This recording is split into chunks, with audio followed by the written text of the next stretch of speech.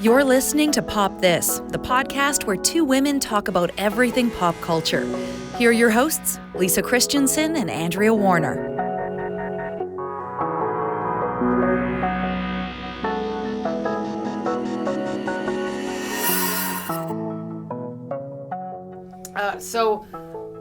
Game of Thrones. Uh-huh. I know this is, the ending will have happened. We're taping early. For sure, yeah.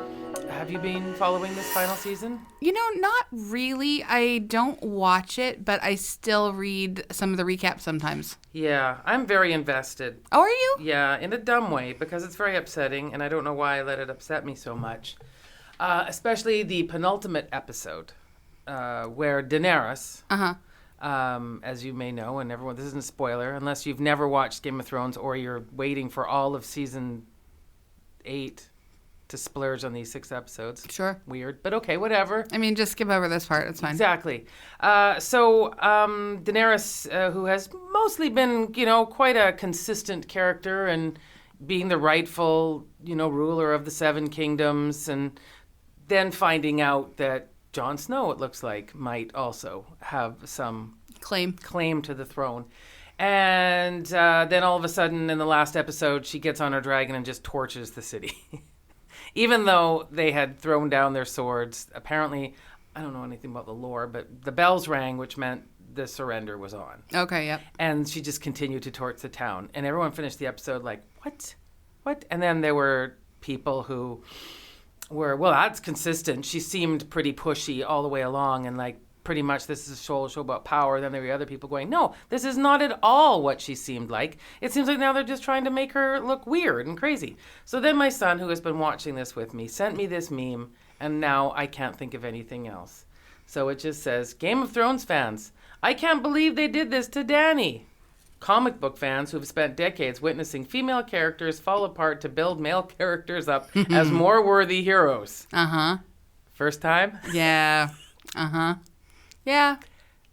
Yeah. It's a pretty consistent, I mean, so again, I have not been watching, so but I know the two people who have made this show, and a lot of their attitudes towards female characters are why I had quit watching it a long time ago. Yeah, because I think we had the discussion about there was a lot of violence. So much sexual violence. So much sexual violence. Yeah. And that sort of seems to fall by the wayside. So now instead of the sexual violence, we just throw women under the bus. Mm-hmm. Constantly. Mm-hmm. And... well, when you have no concept of women as humans. Yeah. Or characters worthy of their own development, then they are going to always be punished in sacrifice as that's their whole character arc. Yeah, and we found out at the end of season 7, an awkward truth, maybe an inconvenient truth, to quote Al Gore, that Jon Snow and Daenerys had this really super great sex scene. It was like that, like those kinds of those sword and sorcery type movies, right? Where they're always on the bear skins. It's always really warm lighting, amazing, naked entwined flesh. Turns out she's his aunt. Yeah, I mean... he didn't know. Look. Right? It happens. She seems to have been able to overlook this. I mean, I think incest is pretty common in the Targaryen line. Yeah. Yeah. Yeah, you're right. I mean, and she was also raped for years by her brother. Anyways. Yeah. So they made it look like her being spurned in this episode by Jon, who was like, nah, maybe I don't really want to do this. Mm-hmm. Which is his right. Sure. Whatever. Even if it wasn't necessarily about this is my aunt, he just didn't want to do that. That's fine. But then the next thing she says is, fine, it's fear from here on in. Yeah, if your attitude to being denied sex is, all right, now it's all fear-based ruling from here on out. I mean, we've seen how obsessions with power are really tied to the patriarchy and upholding some pretty awful things. So maybe that is a legit sort of path for someone if they have just been sort of denied. I mean, that's the thing. Well, there were other scenes that were much more glaring, really. That in the scene before that, after a big battle, the very first time Jon Snow rides the dragon, and all his buds are all like, "Can you believe it? He rode a dragon." And she's like, "I'm right here." Well, that's, yeah. I birthed these basically, Yeah. I went through fire, ate a horse's heart. I saw that. Yeah, I remember that. That Right? was great. That was a lot there. And they're all like, John rode a dragon, crazy guy, giving him noogie and everything, right? Yeah. And she's sitting right there. As it turns out, also with a Starbucks cup. Anyway, that's a whole other feast story there. But anyway, I feel so disappointed, and I feel like there was this opportunity that the show was trying, at least, which was this is a story about the female characters. Yeah. This is and it's something interesting. But then I also found out they haven't had a woman writer on the show in 5 years. Oh, I'm not surprised by that at all. Yeah, no, really, it's quite telling. And now that this season has failed so poorly and everyone's so angry, they've also just been told they get to do the next Star Wars. I heard about that, and I thought, oh, I guess, like, they're the really... failing upward is... Yeah, failing upward maybe is... it's not... I mean, I'm being disingenuous to say that anything to do with Game of Thrones has been failing. Obviously, this is a very successful TV product. Yeah. I think 32 million people tuned in. That's nearly the population It can be, like, successful on that level, but, like... a failure of humanity. Well, and people are disappointed. Yeah. And the good, smart people. I'm sorry. Yeah. I'm going to just say that. Because I've talked to some people that are like, it's okay, it's fun. Well, okay. Is that what you were looking for? I thought we were all coming to this show because we wanted to have something challenging and something interesting. Sure, it's got dragons. Mm-hmm. But there was, there was some other thing going on. I was wrong.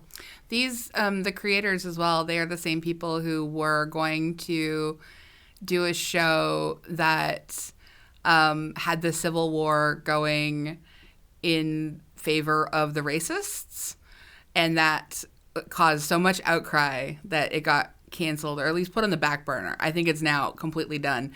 And now they've been handed Star Wars. So this is what a powerful time for white men. If there is someone listening who could write an equivalent story to a woman having this happen to her, I would like it to hear about it. Mm-hmm. That you were, working in Hollywood and this kind of scenario happened to you.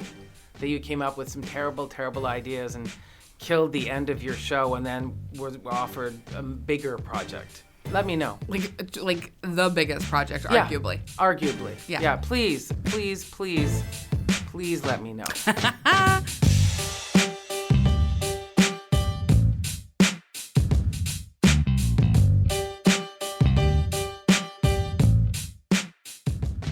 And all of this to say there is no segue at all. Well, wait. Can we try one? There's probably no wedding in the future for Dany and Jon Snow. Wow, you're right. You found one. That's... Because, and she did strike me as an old-fashioned kind of gal that was looking forward to a wedding. Yeah. At some point. In fact, we've had very few weddings on Game of Thrones, and as you know, they don't turn out well. They don't. Nothing ever good comes of a red wedding. No. No matter what. We should make that part of Bride Month next year. Yeah. Just the red weddings. Just episode. Red weddings. Because that was great. It was. It really cleaned house, didn't it? Sure did. Sure did. But yeah, there's no clean segue. I'm Andrea Warner. I'm Lisa Christiansen. You're listening to Pop This, and we're going to talk about the Philadelphia story. Because it is wedding month. It is wedding month. Yeah. Yes, we are smack dab in the midst of our wedding month. So we've been doing a lot of modern classics, I guess you'd say. Is that an oxymoron? Modern classics? No, I think it makes sense in this context. Yeah, it does. So now we're going back to 1940. 1940. For the Philadelphia Story, which is a film I suppose we all should have seen. This is a movie that has come up before. It has Yes. been suggested to us multiple times. Mm-hmm. I had never seen it before this viewing. Yeah, and since I'm a vampire, I saw it when it came out. And I remember being, pleasantly surprised. Just... Katharine Hepburn had, was kind of like, what are we going to do with this actress? And then all of a sudden this happened, and, well, you know the rest. Wow. But no, I think I'd seen parts of it here and there. And Yeah. I definitely knew the cast, because that's pretty much the golden cast of golden classic Hollywood. Yeah, I had forgot. I mean, I knew that it was Katharine Hepburn, and I knew that it was Cary Grant. I had forgot that it was James Stewart. James Stewart. Yeah. And when I saw him pop up, I was like, ugh. I hated him so much as George Bailey in It's a Wonderful Life. Remember? Like Oh, you did. You're that hard-hearted person. I was a that doesn't like hard-hearted George person Bailey. who hated George Bailey. Yeah. I could not believe when I got to the part where suddenly I was deeply invested and dying to watch them almost kiss numerous times. And then when they finally do make out, I was so into it. Oh. I know. I did not expect this to be, like, apparently my turn on, but apparently it's watching Katharine Hepburn and James Stewart make out. Wow. Yeah. Wow. Yeah. Okay. I know. I really shocked you. I'm sorry. You did. So, let's get to our background. The Philadelphia Story is a 1940 American romantic comedy film directed by George Cukor. Is that how you say it? That sounds good. Cukor? Cukor. Sorry. I turned into a crow. George Cukor. Also, he directed Gaslight, Little Women, A Star Is Born, My Fair Lady. That's a pretty good run. Can we just kidding. pause for a second to just acknowledge that run? Because that's amazing. That is a lot. Starring Cary Grant, Katharine Hepburn, and James Stewart, and featuring Ruth Hussey, based on the Broadway play of the same name by Philip Barry. It makes sense that this is based on a Broadway play. It feels like a play. It moves like a play. Yeah. I also was telling you that I think it feels like it was inspired / like partly ripped off from Taming of the Shrew. Yeah. Anyway, sorry.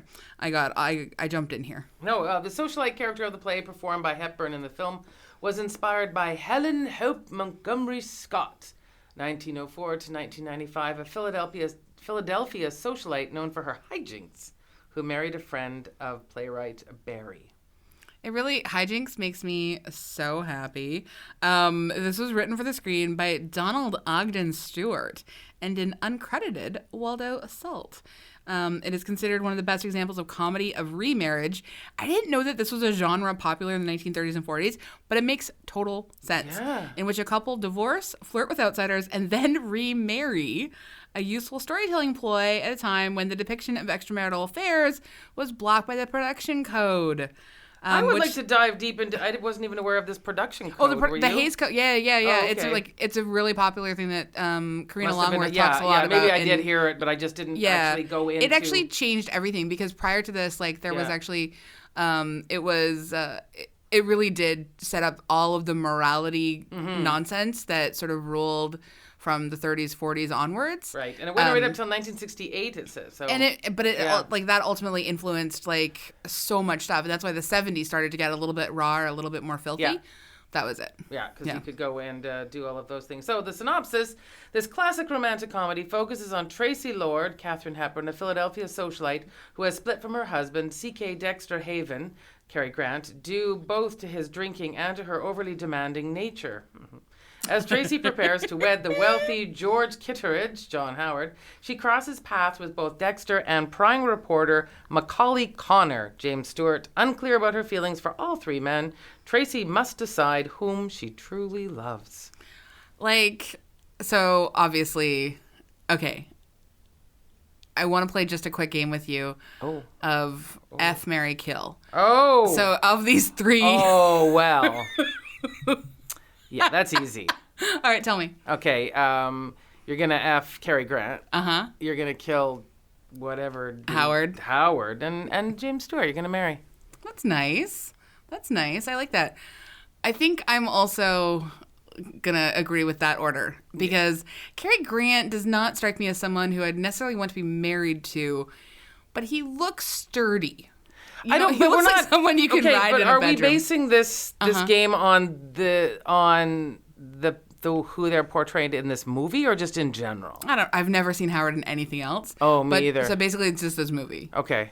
Yeah, and because I've seen them in lots of different movies. Okay, yeah. All of them, and and it could be wrong to me, but it feels like Cary Grant always gets that cad sort of part. Yeah, I mean, I don't disagree with that, and I feel like that's a part he was happy to earn. Yeah, whereas James Stewart always seems to play that upstanding, despite how you feel about George Bailey. Whom, again, I just loathe with a fiery passion. Anyway. But I loved him as this Macaulay dude. Oh, did you? I did. I really enjoyed him. After, he's really whiny about the class issues at first, and obviously, his like, I really liked Ruth Hussey, who I think she did a great job as his, like, Liz, his sort of long-suffering photographer companion, because she's, but not even long-suffering. Photographer is that, by the way? I have no idea, but she's not even like long-suffering. Actually, I should correct my statement, because she is cool, calm, in control, and brokers no nonsense, and she understands that this is a man who has some growing up to do before she wants to settle down. Which was fascinating to me, because there seems to be this current conversation that men are boys, where it's always been. Mm-hmm. This is 1940. Yep. And even then, it was like that all the men in this movie... Did you... Sorry, I don't mean to cut you off, but did you see Chance the Rapper's dedication to his I did. wife? Yes. Yeah. Cara Brown from... I saw that. Yeah. When she said she'd rather die. No kidding. I mean, you're almost on that so on that way to where all of a sudden your husband's calling you mother. Around the house or something. You know, where's mother? Oh, so creepy. So creepy. Anyways. So creepy. Yeah. No. So I really loved Liz, and I think Liz is such an interesting person to position next to Tracy. I think my favorite character was Dinah. So Dinah's fun. I love Dinah. Dinah's great. Dinah's very just this. I don't understand. Dinah looks like she just came out of the Little Women set, though. Yeah, she sure did. Like it was filming across the way, and she just walked over and then went back and did whatever she needed to do over there. What did you like about this movie? Did you like anything? Or did you actually? Yeah, sorry. How did you feel about this movie? I felt this movie was very confusing. Oh, okay. I had a hard time, and I spent a lot of time trying to look up a lot of, like, okay, there is this production code. Yeah. So we have this set of standards that they can't have extramarital affairs or anything. Mm-hmm. But I don't know if I was entirely sure why they split up. It was very uncomfortable seeing him push her down through the door at the front. What a terrible, terrible beginning. And somebody pointed out that her breaking his golf club was phallic, and so she destroyed his manhood. Yes. Wow, I never had that kind of attachment to a golf club, but... But I mean, obviously, when you're dealing with a production code, golf club equals penis. There you go. And that's emasculating. So there you go. And then he pushes her down and then I read that Katharine Hepburn said they had such a fantastic time on the set that it was super hot and they were having so much fun, and she loved that scene so much she made him push her down over and over and over again. So look, I'm not going to kink shame Katharine Hepburn. No, like whatever. It's Cary Grant. Whatever peak she's Cary into. Grant there. Yeah, whatever she's into. Yeah, and so I was just there were so many overwrought close conversation scenes. And here I was championing just a few episodes ago the conversations between men and women in romantic comedies, and that's what makes them so great. To the point where I was like, all right, shut up. Like, shut up. Like, and I don't even know even what you're arguing about, especially the one by the pool.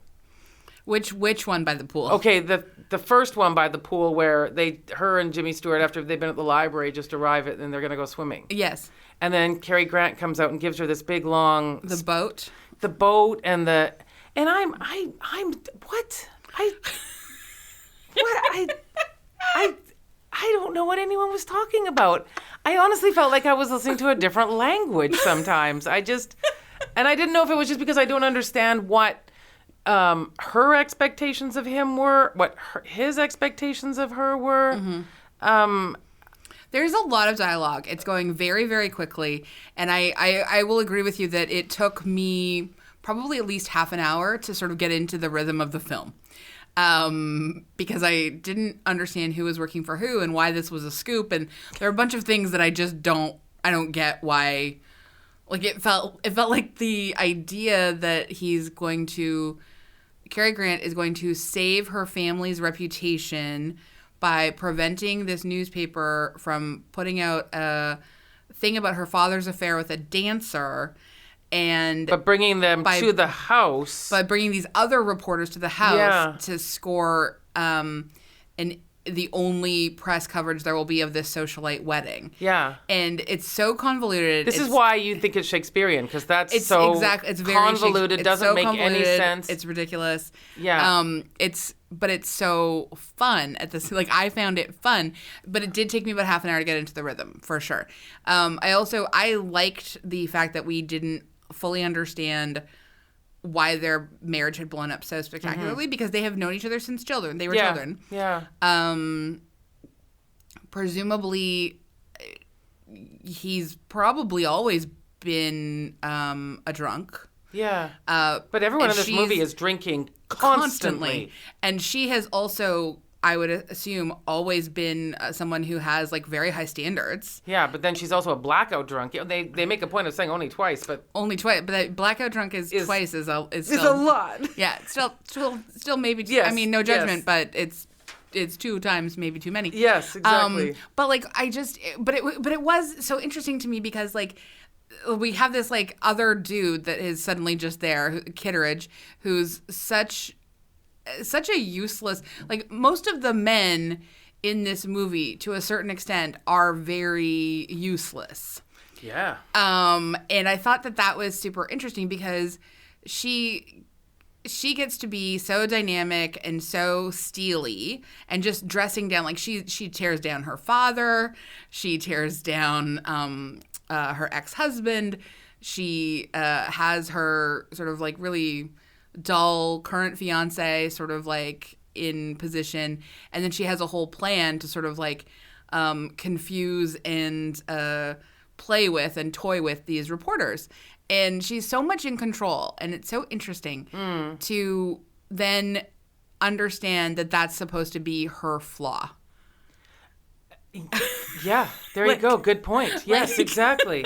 And I sort of get it to a certain extent because, you know, you don't necessarily want to be someone who is constantly judgmental of other people and holding them to these unbelievable standards, et cetera, et cetera. You want to have some humanity in you, like as a, you know, that's just sort of your thing.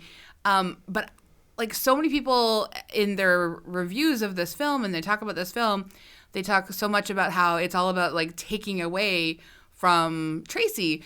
I did not watch this movie through that lens. I was like, oh, she has just had to be this perfect creature because there's this sort of like really awful thing that you can be as a woman in 1940, which is either perfect, or nothing.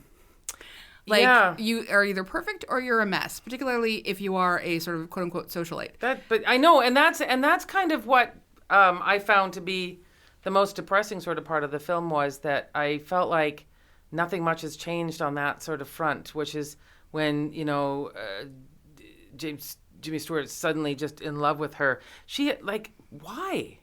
Well, except for being beautiful and rich and so careless. It's because she had read his story and understood that his writing was beautiful. You know that men only need a small bit of encouragement to that. This is what we are told in Hollywood standards. I know. Not that this is necessarily true, but in these films, like, you know, for someone who is rich and she wants to think about, she's like, well, you should be able to do what you want. And he's like, I don't have money. Yeah. She's like, well, I've got this house. I don't use that often. Like, you can I know, there. Like, yeah. And I mean, it is a generous offer, but it's also one of those really like. It's not generous. It means nothing to her. Well, that's the thing. It's nothing. It's generous. I sometimes use it for hunting. Sometimes I don't. I mean, I don't know. But that's the thing. Like, I mean, she thinks that this makes her of the people. Yeah. Like she has no real world understanding of anything, but she sees in him this guy who, like, he is a writer. Like, he I guess I just felt like I was just watching a grown woman act like a child walking around in nice clothes. Like, it was really yeah. Oh, I did not think that at all. I felt like she was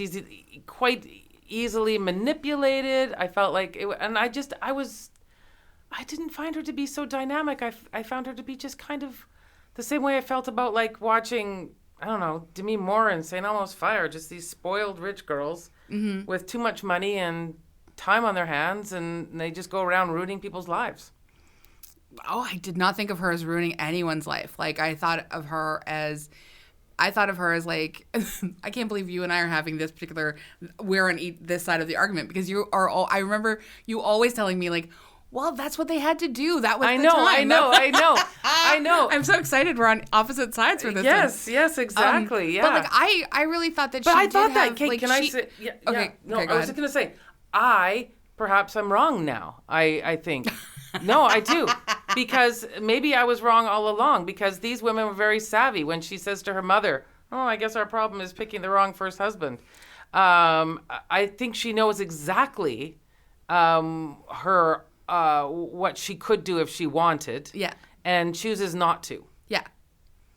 I think also, I mean, I do agree with that, but I think more so what she does is she is able to very quickly and discernedly identify weaknesses in the men who are supposedly the ones in charge. And she is frustrated. Yes. She is But angry. yet there's nothing she wants to do. I think she does want to do those What? things, but we're not allowed to. But what does she want to do beyond... I get the feeling that she would like to be a writer. She would like to be a bohemian. She would like to do all these things. I feel like she is very specifically stuck and confined in this space because this is the only world that she can be in. Because just the very fact that she's spending a bunch of time telling her mother to leave her father in 1940, I think is like a pretty. I think of that So as that like means that a she knows how she can provocative leave men if she wants to. You can leave men, Yes. but can you ever really escape them? She's still a Mrs. Like even like Cary Grant's character literally says, "You're still mine until you say I do to that next man." Yeah. Like she's always just a bride. Yeah, or and a I bride guess- in waiting. I guess what happened to me, and I'm curious. I don't know if we looked into the box office success. I presume this is a huge success because it resurrected Katharine Hepburn's career. Yeah, it was a and huge success. It's an Yeah. enduring movie. Everyone still talks about it. But I just did. After a while, I don't care about any of these people at all. Like the stakes are so minimal. Mm-hmm. I don't care what happens to her. Like honestly, she could have Interesting. drowned, and I would have been like, "That's a more interesting ending."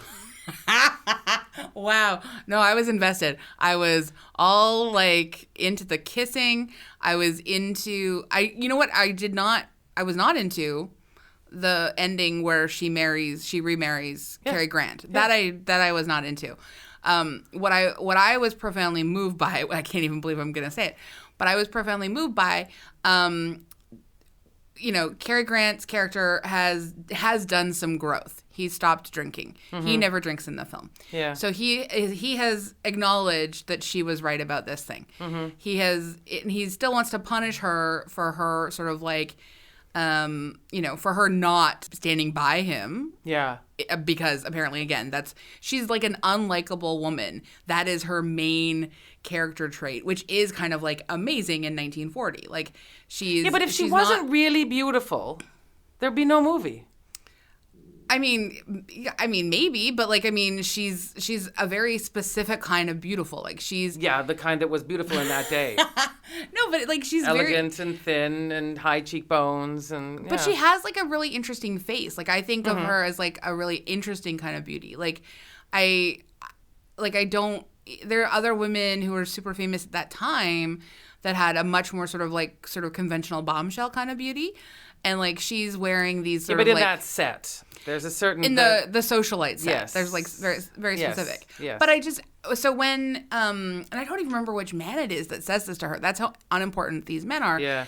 But when she talks when she finally is like talking about how like she doesn't want to be just this goddess or this queen or any of these things, she's like, I've always wanted to just be human. I was really moved by that moment because I was like, I really thought about what it would be, even if you are insanely rich in 1940, which I mean, again, it's the middle of a war, like there's a lot of stuff going on, for her to continue to sort of be making all of these sort of like rules for herself and try to impart them on her mom and try to impart them on her sister and hold men accountable for their shortcomings. I thought it was just really, I thought it was a really moving thing to have her say, I've just wanted to be human all this time, and finally someone is letting me be that. Meh. And also when her fiance sends her a note saying, I can't marry you, yeah, he was on side with that. That made sense. He watched her like naked on the night of her wedding, drunk, being carried by another man. I mean, she was in a robe. Like, Well, they'd just been swimming. She was hammered. And I think that is even in 2019, if I was about to marry someone and I saw them being carried drunk in a robe, just a robe, I think I would probably go, I wonder if this is a portent that the marriage might not work out. well, I mean, I think you'd definitely be having some questions, like, for sure, and having some conversations. One of the things that I was like, and again, this is speaking to the ridiculousness of 2019 and what it is and what we've seen in the last 5 to 10 years, I was like, one, really grateful that they actually said, oh, if she's too drunk to consent, then that's not okay. Yeah. One. Right, yeah. Two, she said, so you didn't believe me, but you believed Dinah. Yeah. Because, like, why wouldn't you just believe me? Yeah. And they have a conversation about believing women. Yeah. Like, 1940, they're having these conversations. Yeah. And, like, we're So that's good still, about these like, movies, I find, because it does remind you that, no, this is constant. This is, yeah. Well, just in the fact that, like, we've just, our society is so screwed. Yeah. That we're still having this conversation, those basics, and, like, rewinding, like, oh, my God. Well, when you look at what happened I know this is pre-taped, but when you look at what happened in Alabama today, it's just horrific. yeah, it is. Yeah, so I guess that's why I watched this movie and I don't feel invested in her at all. I don't feel any sort of, should I feel some female kinship? Is that what you were saying? I mean, I think that's what I felt. Like, I was just like, she is bound by these, like, very specific conventions. It's stupid and crappy and it's terrible, but she has stood up for herself in a marriage that made her unhappy. She tossed him out. She is not letting her father get away with anything, although she does eventually capitulate to this, ridiculous sort of thing wherein she, at the very least, she acknowledges, I'm not forgiving you for your affair, but I'm glad you're here. Yeah. And to, like, be able to have that, be able to articulate that, I think is a really powerful thing. And then to be able to sort of say, like, she could have easily decided that, like, the reporter was going to be the dude because he was exciting and caught up in a bunch of stuff. And, and she didn't. She just decided, no, this was a fling. And it woke me up. Yeah. It was a wake-up call for me personally. As to why she gets back to Cary Grant, I mean, that's I guess, because the movie is meant to be a remarriage movie. Yeah. Like, we just are expected, but we're also expected to see her flawed and fail. Because it was actually, like, the movie itself. So, one of the quotes, if we consider the context of the film as well as its content, we can also note that Hepburn was labeled box office poison in 1938, 2 years prior to the film's release. And the label not only referred to the actress's recent string of flops, but also to popular audiences' disapproval of Hepburn's perceived hardness of character, that she had a cold pridefulness unbecoming to a properly feminine celebrity of the era. Like, this is super fascinating to me. No, like, it is, yeah. Hepburn wanted this movie to happen. She put her own money into it. And by positioning the character of Tracy against the character of Liz also has a secret first marriage that this guy doesn't know anything about. Yeah. I've seen on the Kardashians when her second husband finds out she was married before. Yeah. Yeah, but, like, I just think it's so interesting contextually then as well that, like, Katharine Hepburn, I mean, a lot of people view Tracy Lord's character arc as something that was sort of like almost like an unfeminist thing. But I don't know. I think Katharine Hepburn had it her way by saying, okay, I'll show you an element of softening to my persona because that's what I have to do because Hollywood is a patriarchal, like, ants hill of misogynist dirt pigs. And like, but I'm also not going to give you all the satisfaction that you crave. Yeah. I'm not going to completely sell out my character. She is choosing this man at the end because he is offering himself up to her again, not because she's begging him to take her. Yeah. She's saying, no, this is like on my terms. I feel like I should just probably. I mean, maybe my feelings on movies made at this time. Like, I really love the movie Casablanca, and I feel like that movie made more sense to me in terms of relationships and conversations. And I think they're around the same time, aren't they? Casablanca is like 1942, I think. Is it? Okay. I think. Ish. So, ish time. I don't know. I don't know if it was maybe just an expectation I had. I was bored. That's totally fair. Like, Yeah. I mean, it's... And I feel really terrible because that sounds super shallow. Why? I sat through a lot of really good old movies. I really like Citizen Kane. my favorite human defense. Look, I didn't like this movie, but I liked Citizen Kane. I liked it. I know. And I liked it a lot. I liked it a lot too. And now I feel like I'm selling out because it's some female. It's a great heroine who's held up as, and I don't even know, what is she held up? I mean, I don't know that she's held up necessarily, but like, I just felt like the film disappointed me. I felt like I didn't know what, I didn't really understand the tension. I didn't know what our stakes were. I didn't know where we were moving toward. Well, I certainly didn't imagine it was remarrying Cary Grant at the end. Well, that's why I think like this is the kind of film that benefits from that, like those contextual elements. Like there's this other quote. And I think this would be interesting to you. So like this was, Hepburn's comeback vehicle. So this is a quote from Mick LaSalle in the San Francisco Chronicle. The movie is a 2-hour culpa in which Hepburn apologizes for being Hepburn. Everything is blamed on her father's infidelity, her ex-husband's alcoholism.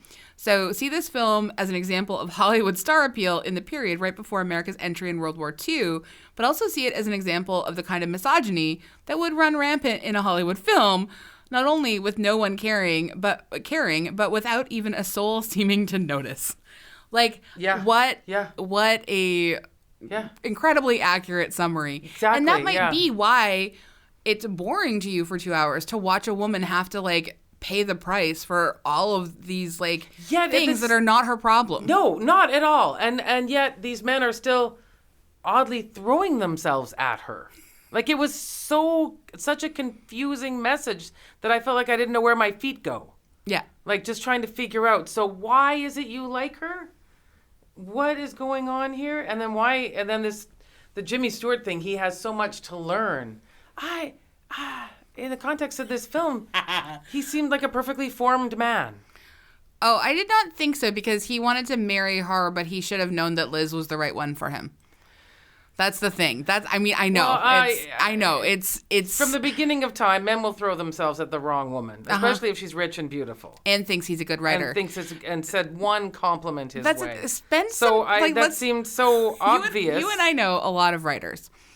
And think about even me, to a certain extent, like if someone that I vaguely respect and or am slightly intimidated by, like because of social class or social standing or whatever, spent time really engaging with my work, and I watched them read it and they asked me questions that were like in any way pressing or encouraging, I could probably find myself like a little bit besotted, because that like the ego is just so desperate all the time. Sure, look for at Breakfast any kind at of Tiffany's. validation. I've never seen it. I know. You're just about gonna die right now. But I know. Andrea, you've seen Breakfast at Tiffany's? Yeah. Okay, I can see in the glass. So I'll just use the movie reference because I've read the book too. Oh. George Papard has his patron, as she's called, right? And writes him checks. Patron. Oh. Yeah. Is for he a his writing gigolo? career. Yeah. Oh, okay. Well, no, he's a writer. A writer, yeah. But he, performs some services. He's an intellectual gigolo. Yeah, he's able to, stay in gin and rent and write. Honest to God, staying in gin and rent is pretty much the only. But I mean, we've seen these before, these kinds of situations and stuff, and I'm sure Jimmy would have been very happy in some kind of guest shack, But which that's of the course thing. would have been bigger than my house 9 times over, and living back there. And I don't think that would have necessarily been such a bad life. But he was like he had his pride and he wasn't going to take. Did he just sort of seem to say like that thing's not done anymore? Well, he had which was his wrong. He had his pride to a certain extent, but mostly he just needed to like want to fall in love with her. Yeah. And again, I do not know what came over me, but I will like just like I thought there was so much more sexual chemistry between her and James Stewart than there was between her and Cary Grant. Yeah, well, that I do think that, except for I guess the whole, because we've also been conditioned to think that sexual chemistry is two people hating each other from so many movies. Oh over yes, the years, no, right? I've also. I mean, that one is going to be that as a sort of trope is. I don't know that I will ever be able to we can't lose that. because that's what your mom tells you in school if a boy kicks you. Well, he must like you, and you're like, that's your first lesson in. Really?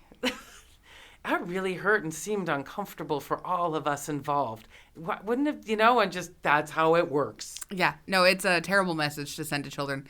And I will spend, probably still like, I mean, I'm glad I got over that, but it took me until I was 28 to realize that like toxically fighting with a man was not the long-term aphrodisiac that was painted. Well, isn't that the also the theme of Cary Grant's other big movie is that His Girl Friday, which is his ex as well. I've never seen that either. Yeah, coming to visit him at the newspaper. They're both journalists, Yeah. and they're both divorced. And so, yeah, now that I know this trope, I didn't know this existed, I'm like, oh my God, you're right. Why are they all divorced in all of these movies?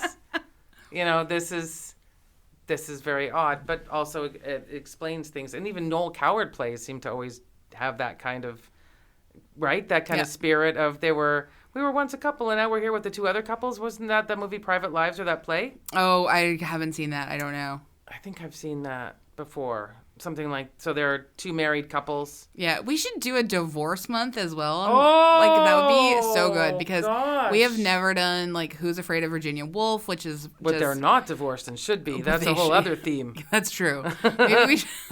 Maybe I don't know what we call that should month, be divorced.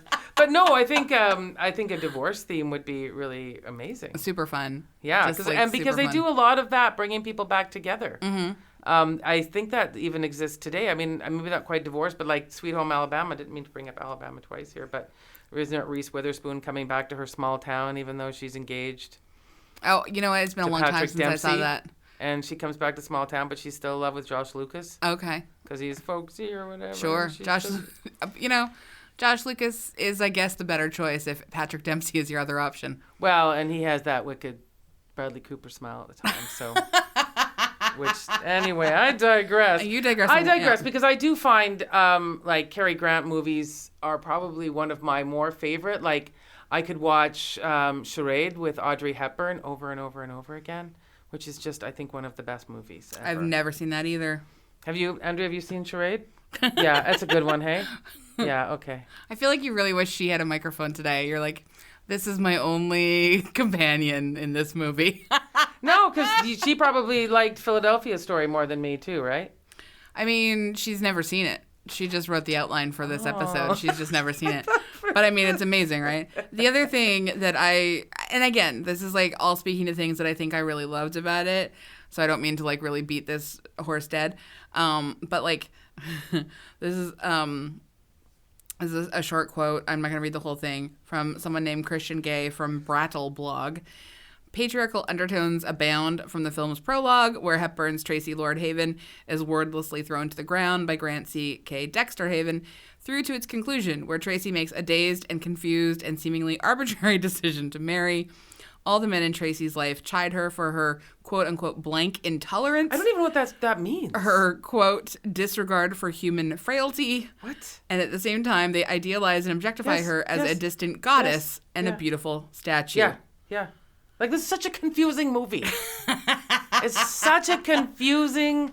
But as, like, commentary on what the American public was... Into? was constantly sort of bemoaning Katharine Hepburn for. Yes. You know, it's again, like a patriarchal society where We are holding women to impossible standards. Katharine Hepburn's life is the most fascinating. I mean, I'm like not making some, big revelation here. But when we think about after this, how in some way she goes on to be this great female icon, right? That we knew that she couldn't get into a hotel because she was wearing trousers. Yeah. Like that's our look of her, right? Yeah. Is those trouser suits and that elegant figure she had. And then I laughed actually in the movie when she put her hair up in a bun because I'm like, oh my gosh, right? Yeah. That's the Katharine Hepburn we Exactly. know with that hair bun all the time, right? Yeah.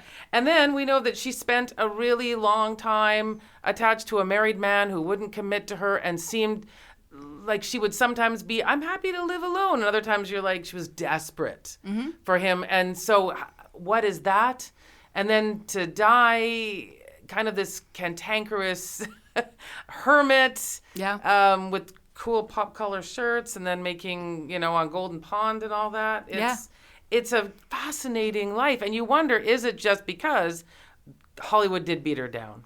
I really think it's because Katharine Hepburn was one of the sort of like original sort of like quote unquote like strong female characters and unlikable women. Like she did not care if people liked her, but unfortunately her job demanded that wrong profession to be in if you don't care if people like you or not. People must like you and must like, and particularly in the Hollywood studio system in that time. But I mean, she really made it work for her ultimately. At best, I like to think that she thought that her and Spencer had Spence. Did she call him Spence? Yeah. A fantastic arrangement because she didn't want to be with someone all the time. Yeah. And so they worked that out. I don't know what his wife was doing. She was not cool with it. Again, You Must Remember episode. I think there's a two-parter devoted to Katharine Hepburn and Spencer Tracy. But I really think it's so fascinating, actually. Also, I mean, he wouldn't leave his wife because he was Catholic, but he was fine with having an affair. Yeah. And it's a convenient Catholicism. It sure is. Yeah.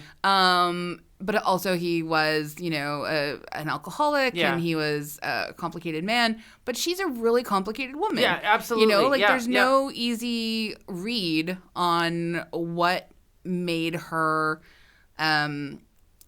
made her satisfied and what made her fully happy, because I think she kept a lot of stuff to herself. Yeah. She was so private about so many things. And I'm also super fascinated by what her life was, because, it could not have been necessarily the easiest thing to have been carrying on a long time sort of open affair. Yeah. At that time. Yeah. With this man. But again, she doesn't, that morality idea is something that Spencer's confined in. That's something that Spencer's dealing with his wife. That's not her problem. No. And again, this like the freedom of a woman saying, this is what I want. Yeah. And the rest of it is not my problem. Yeah, and I'm glad we have that picture, because that's certainly not the one in this movie. No, but at the same time, I do think there's like an element where like this is a person like Tracy Lord. I think once her father finally dies, I don't know what she needs, but like I just feel like, I mean, she needed a husband who was not an alcoholic and who had a bit more ambition, and maybe that's what she's gonna get now. Yeah, so because it just felt dissatisfying even on a rom-com level, because the fact that this is a rom-com is bananas to me. Yeah. Because it didn't even have a night, like when she just decides to marry Cary Grant, he's like, just tell them that there's going to be another wedding. And she goes, oh. Like, we didn't even get a good scene between the two of them where it's him going, I've always loved you. Mm-hmm. And no matter what, no matter all the crazy shenanigans or hijinks, you're the one for me. We didn't even get that. Yeah, we got an illusion. We're meant to think that his decision to torture her for 2 days leading up to her new wedding is how he conveys his love. But it was like he was the way he played the part, or the way he was directed, or whatever. He was like some sort of like some smug elf or like a jester or something. That was always just throwing out witticisms or, or like overseeing, watching how things are going and like whispering in her ear. You feel like an idiot, don't you? Yeah. What? Well, who's saying that? But I do feel like this was absolutely Katharine Hepburn fully in control at all times, being like, well, fine, I'll give the people what they want, which Yeah, is okay. partly a simpering idiot, and then also an entirely like realized person who is going to be complicated, is going to be flawed, and is going to get to at least say the lines, I've always just wanted to be human. Yeah. Which is a really powerful declaration, I think, in 1940 by a woman who is constantly being positioned as anything except like her own definition. I am very happy to conclude on this film knowing that it helped Katharine Hepburn's overall career. And I don't mean to say people not to watch it, but it is like a play, right? Because we were saying that, like, and it is a play. Yeah. Because it really is only in a few rooms in a house. Mm-hmm. We don't really go too much else. I mean, I think there's a stable scene. We go to the party and we go to the library swimming pool. and the swimming pool, but there's not a lot. It really has that, like, you could actually imagine all of this as a play. Yeah. Oh, completely. And I wanted to just see more of Dinah. So I want to know what she's up to. Oh, I know, in real life she's dead. Well, they're all dead. It was in 1940, but she had some tragic death at 42. Oh, did she? That's sad. Yeah. That's sad. Anyway. Does this movie pop? Well, let's say yeah, because I don't want to be that person. That's all like, Casablanca's overrated or whatever. Yeah, it is. I think that, I just think it's confusing. Yeah. And I think that anyone who wants to watch it, I think it would benefit you to do a lot of reading beforehand. Yeah. You know, like this, the code, the idea that this is, you know, the relationship is this, what was happening. I think that would make the experience a lot better. Mm-hmm. I do think it pops. I really loved it, and I'm so glad we did it because there's aspects to it that are still quite bizarre to me. Mm-hmm. Some people have said that this is their favorite movie, so I'm so interested to talk to those people. So I'd like to know more. Wow. Okay. But I just love it. It's great. Yeah. I think I want. Yeah, I Okay. could. It's another one of those weird movies where I could talk about it for a very long time. Yeah, no, I'm just the moron. No. Unsophisticated. No. She doesn't even like old movies. Look, you already said you like Citizen Kane. You're fine. Look, everything changed when the talkies started. For me.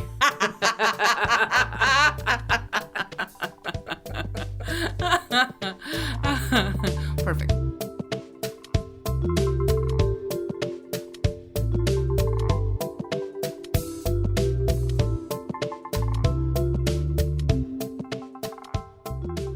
We also love to leave our episodes on something we recommend. Yeah, and so because I did start discussing Game of Thrones, and I did suggest that that it was a failure, and it wasn't, because there were some pretty great seasons in it. Maybe the first 3. How about that? How about allow yourself to watch the first 3 seasons, enjoy that, and then just stop. That's. I mean, I think read the books. Or you could read the books. Yeah. And it's not done yet. Yeah, read the books. I only read the first. Every person I know who has read the books is so disappointed in the show. Yeah. I only read the first 3 books. I have the 4th one at home. Yeah. And you enjoyed the books? I really liked them. Yeah, so there we quite a go. Okay, scratch what I just said. Yeah. And read the book. I am going to recommend some music. I recently had a chance to see Shannon Shaw in concert, and she is the lead singer of Shannon and the Clams. And Shannon Shaw in You Nashville. talked about Shannon and the Clams before here. I haven't you? love Yes. Shannon and the Clams so much. They're one of my favorite bands. But Shannon Shaw, the lead singer, she did her own solo album called Shannon Shaw in Nashville. And it's fantastic. Her voice is incredible. I love her so much. A friend of yours came up to me at the show. Can't remember her name, but she said she had tried to talk you into going to see it, or tried to text you or something. But she came up. She's like, "You don't know me. Hi, Andrea." And was like, "I'm a friend of Lisa Christiansen's." And anyway, she listens to the podcast. So, I mean, I guess we'll. Hello. Hi. Anyway, Shannon Shaw in Nashville. Great record. It's such a, particularly in this Bride Month, just listening to Shannon sing about breakups and heartache and love. Oof. So good. All right. Oof. Oof. All the oofs. All the oofs. Thank you so much, everyone, for listening. You can hang out with us on Twitter, on Facebook, on Instagram. You could rate and review us 5 stars. 5 stars. on iTunes and Stitcher and stuff like that. You could also email us, popthiscollective@gmail.com. Looking forward to seeing you again. We do record at the Vancouver Public Library. Our producer is Andrea Gin, and she has seen all the same Cary Grant movies I have. So there's that, and we'll see you soon. Bye.